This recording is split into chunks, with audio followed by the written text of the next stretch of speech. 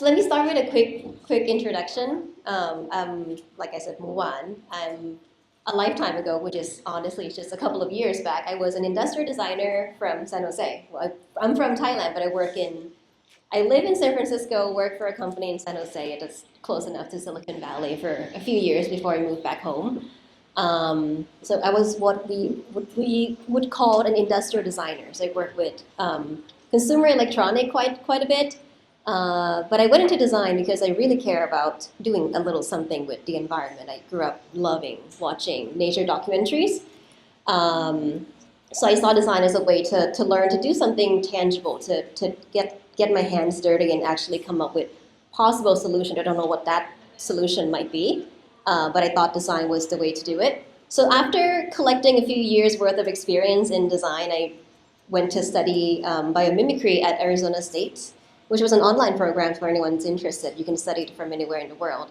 And I took it a little bit further and joined their professional training program called Biomimicry Professional, and now I am certified in that, being one of the 120 people who passed through that program, the only Thai person who passed through that program. And in the beginning of this year, I started my own little practice called Sapiens, hoping to bring biomimicry, into Thailand.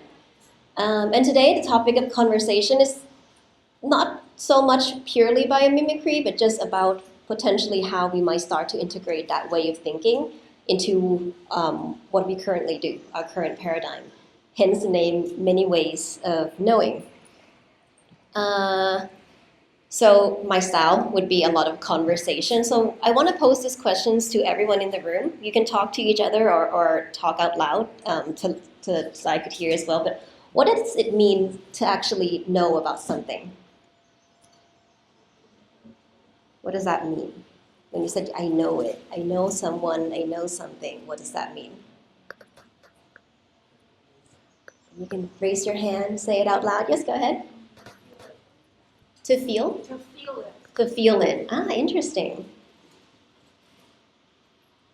Anyone else? To communicate? Okay. To know, to express? Yeah? I think having some kind of connection. Having a connection. Wow, okay. I'm not surprised that the people in this room would get that side of the answer. If you look up in the dictionary, right, it's to have information, to be familiar with something, to be certain, I know about this, and lastly, to have a relationship with. So it can get quite emotional when you said you know something. But it also comes with a little bit of a conflict as well. And you could say that we live in an age where there's abundance of knowledge. It's at our fingertips. Right? In our phone, we could Google almost anything, and now with the help of AI, there's nothing that's kept hidden. But wisdom somehow become scarce. It's harder to reach what we would call wisdom. Definitely very easy to know how things work, but not always how they fit, not always understanding the system or the purpose of something. Because throughout history, and we've heard about this a little bit from our earlier session about indigenous cultures being suppressed, there's always one way of thought that seeks to dominate. And you see that throughout the world, throughout the history, both in Thailand and everywhere else. You see science that goes against spirituality. You see colonialism that suppresses indigenous knowledge and values. And you see modernism that goes against tradition. And these divisions really shape how we live and design and how we define our life now, right? And it caused a very distinct line of how we choose to live. And it makes reaching out to the other side quite a challenge. And I feel that challenge too, as someone who, I grew up adjacent to the city, close enough, right? So I find it even harder to connect deeply with nature, even though it's surrounding me in Thailand. And it's abundant and it's full of readiness to be experienced. But because I grew up in the city, I sometimes feel that it's not my place to reach out, which is a very strange thing to experience, but that's something that, it's a personal story. And this is what I look it up. It's what it's called the epistemic conflict, where there's a crash between system of thoughts. And it often leads to injustice and violence. And you see that all over from history You can see when Thailand, the reason why we survived the first round of colonialism is because we gave up half of our land, but also very rapidly adopt all of the values of Europeans, powers to prove that we're not primitive. Because that was the reason. They came in and said, okay, you guys are a little behind developmentally, so we're gonna come and change you. We're gonna come and help you be less primitive. And Thailand was like, okay, we're gonna try doing that ourselves. You don't have to take over everything, and we somehow survived that. But that we also went through rapid changes that also define how Thailand is today, right? And you see this at a lower level too, where there was a theory that the discovery of a mammoth skull is what inspired the Greek and the Roman to tell tales of the Cyclops.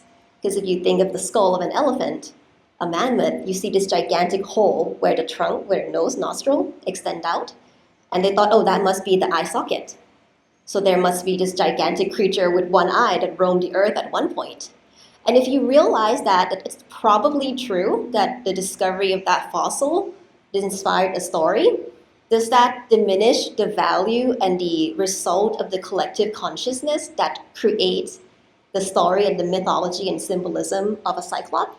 I don't think it should. And this is a quote from Walter Mignolo. He is a professor from Argentina who talks a lot about decolonization, which is a term I only learned about very recently when I went back to visit my college in San Francisco, and I thought very jokingly that I came to America to study how the American do design. So why would you decolonize that? Because if I want to know how someone else do design, I would not have come all the way to America. But looking at it deeper and studying what it actually means, you do realize that it has a much greater impact, and it really defines how we take in information and how we combine it and adapt it, which is still a challenge, right? So decoloniality, it promotes polyversality, duality, or more, right, as a universal option, which means what's universal is not singular. What is cumulative, systemic, should be what is universal, which is, I think, a great condensation of the point I'm trying to get across. What does that have to do with biomimicry? Another question for you guys. What do you know about nature? What is it to you?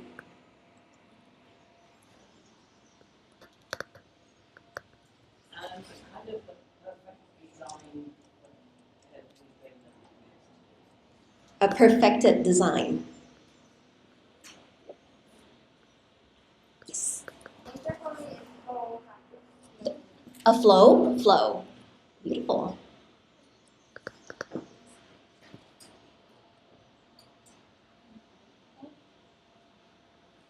Anyone else? Even, yeah? No mercy.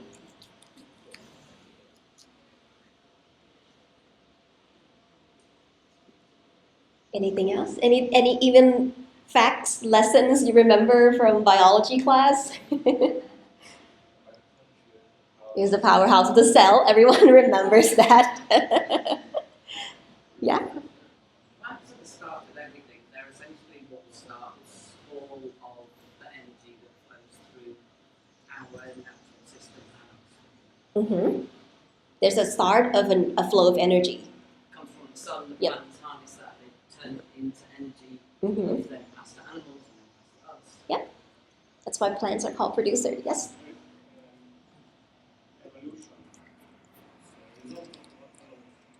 Yeah, evolution happens constantly in nature.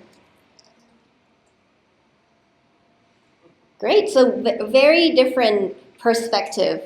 But one thing I want to, a little funny story about evolution and nature, since we're ending on that. Everyone know what bats are. They're known for their sonar, right? They're able to scream out and listen to the echo and able to tell where things are. So people assume that they're very, very good at navigating and flying in the night. But some very curious scientists decided to put on a high quality night camera where bats are flying all over the place, and they found that bats are so focused on trying to catch insects that they just ram into each other and fell onto the ground all the time. So natures stumble quite often as well. And that's part of the evolutionary process. So biomimicry, which is what I'm here to talk about, is the study of those strategies, of the stumbles and solutions nature came up with. And it comes from bio, which is life, and mimicry, which is to imitate and to copy. But it is the conscious emulations of life genius is what you would see if you want a quickest, shortest definition of what it is. And when you hear that and you look it up online, you often just see innovations in science, which is not surprising because the two ladies that started biomimicry, Janine Benyus and Dana Baumeister, are both scientists, are both biologists. So they approach it and talk about it from a very biological and scientific perspective. But they did define biomimicry as a little bit more than just an innovation process. So there's three essential elements within biomimicry. Of course, there's emulation, which is the process of extracting biological knowledge and turning it into innovation or into ideas that could grow. But just as important is the ethos, where your philosophy and sense of ethics, your understanding of your role and duty within the natural system come into play. And there's also reconnection, which we also heard about in the last session, where people naturally seek that experience and relationship with nature. And we have lived a life that's so disconnected that somehow we forgot. We forgot how to be a part of nature. So we lost a sense of our ethos of who we are in nature. Not all of us, but most. Group of people who are able to teach us a lot about ethos are actually the indigenous communities all over the world. When I was studying biomimicry, a book that we were given to read is called Braiding Sweetgrass. Some of you may have heard of it, by Dr. Robin. She's an indigenous professor from the States. I forgot what tribe she was from. But someone posed a question to her, because her community weave baskets with this type of grass called sweetgrass. And someone was like, are you not disturbing the local ecosystem by harvesting the grass? Are you actually causing more harm than good? And she realized that no one ever done a study on it. So she, being a scientist, blocked out a patch of grass where no one is harvesting from it, no one's to touch it. And she have another patch of grass where people are harvesting it to make baskets at the same amount. And after a year, they came back and observed that the patch of grass that were untouched died out completely, because there were just too many blades of grass growing and they were competing for nutrients and there was just not enough to sustain themselves. But the patch of grass that people were harvesting from survived, because just enough of the blades were taken away that they're able to sustain themselves. And they evolved in that sense because typically there are bisons passing through. Their numbers dwindle quite a bit drastically throughout history, part of the colonial power strategy to, weaken the native tribes, but because there's no longer that disturbance that the grass have evolved to expect, people came in and take on that role and sustain themselves and also sustain the ecosystem, and it forms a close relationship and interdependency that makes sense. And it's just as easy as that. Another example of this is when we were in Costa Rica. There's this tree called calabash tree, gigantic tree, not very tall, but a pretty big tree with a very, very large hard fruit. It's very similar to Thai's cannonball tree. Typically a tree with really large and thick fruit, they rely on great heights for the fruit to drop, crack open on the ground, and they're able to grow the seedlings. But the calabash tree isn't that tall, so they can't rely on height to crack the seed open. And the theory was that back when Costa Rica still had megafauna, which is big organism, gigantic ancient elephants and rhinos, these are the eater of these fruits. So they would knock the fruits down, that's why the fruits aren't so tall, and they would crush the fruits with their feet, and they would eat it and then disperse the seed. Same way elephants in Thailand disperse seeds in the forest today. But because those megafauna went extinct, in theory, that particular tree, the calabash tree, should have been extinct too, because there's no way for it to disperse the seed to grow. But We don't know how, we don't know when. The people in Costa Rica realized that the tree has a seed that needs to be cracked open, so they start doing it. And the tree just kept growing. And now that we have calabash tree that we can observe and experience because people kept cracking the seeds open. Somehow they know. And there's no record history of why the ancient Costa Ricans start doing it, but that's just the way it went. So I think when I told those two stories, because I think when you see ethos, it seems like such a scary thing to realize and to embody, but it really is that simple. To find your place within nature and to imagine a healthy ecosystem and see yourself in it too. These two elements, the ethos and reconnections, are very important in biomimicry, and it hasn't been talked about very often in public. And I asked my friends who work in the consultancy body, Biomimicry 3.8, and they said within their many years of operation, there hasn't been an organization or a company that worked with them that is successfully embody all three elements. Doesn't seem like a big deal, but it's funny that a consultancy born from the brain that gave birth to biomimicry wasn't able to make anybody embody all of these three at the same time. But it's important to try, I think. And this quote explained it pretty well, that this is a time and place where success is no longer defined by the most money you're ever able to make, but it's the courage to live well and to do better, not for the good of just yourself, but for the good of the whole planet. This is something that within biomimicry, they did a really good job of digesting it. It's still very scientific, but this is what we call the life's principle. You can look it up online. I actually have a resource folder that I'll give out the link to as well. But these are all of the deep patterns in nature that the biomimicry team have observed that every single living being on planet Earth embodies all six, and there's sub-principle inside, and it's been digested and worded in such a way where it's highly applicable to any situation. So if you're a business person wanting to evaluate how regenerative your practice is, you could compare it to life principle. You could look at your relationship, your communication, your community building, and look at how life operates and see if you can adopt any of these strategies. That's a very easy way to start looking in and applying biomimicry into any aspect of work. If I dig a little deeper into the biological studies and extraction of the knowledge and how to apply it, I think we're gonna need all day. So we're not gonna talk about that right now. But the most important thing when you want to learn about biomimicry, and I think this applies to learning about anything really, is this phrase, quiet your cleverness. If you want to really learn about something, you really have to stop being the smartest person in the room or the smartest person in the forest, right? You don't go into the forest and say, I know the leaves are green because they have chlorophyll, which is an organelle that's able to transfer energy from the sun into sugar that the tree could use. Because if you think that and you say, oh, I know how these trees work, you might not walk into an island and realize that all the trees there are really, really short and all the leaves are super tiny. And you wouldn't notice that deep pattern because you weren't putting yourself in a space to learn. And I think this applies to learning from nature and learning from multiple perspectives as well. Because everyone experiences nature very differently. Everyone, if you're living in Thailand, I'm sure you've come across Buddhism in one way or another.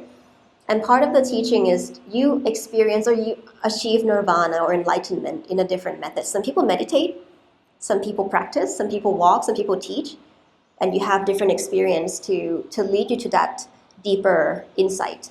And it's the same with learning, right? But the very start of that learning journey would be to quiet your cleverness. And this is a quote from Janine, highlighting why learning from life is critical and important, because life has existed on this earth for 3.8 billion years. It's done all the research and development, right? It makes mistakes still, and it's constantly evolving. And all the failures are recorded in fossils and what surrounds us. living and alive and thriving is what's the secret to our survival.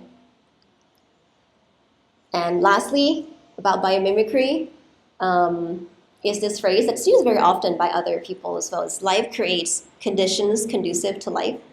And that's why learning from life is so powerful, because if you're mimicking how life works, you're guaranteed that you're also creating conditions conducive to life.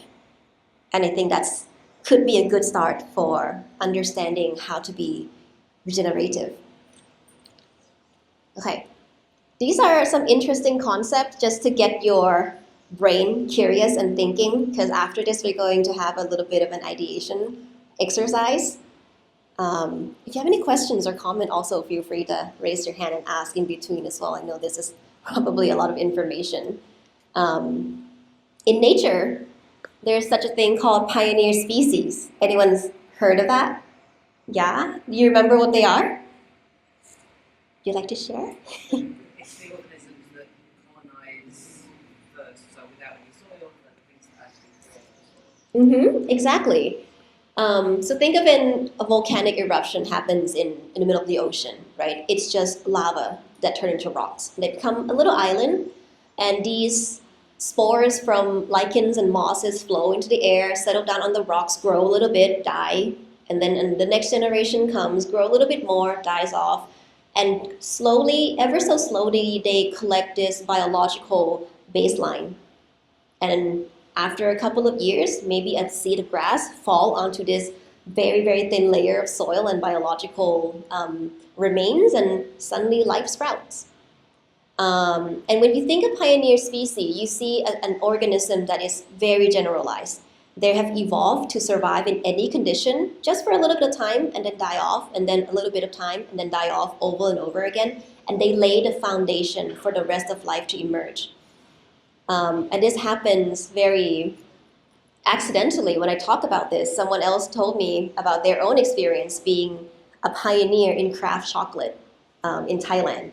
First ever people to get together and start the craft chocolate movement. And because they were the first, there was no competition. It was challenging to start, but everyone copies them and they become the teacher.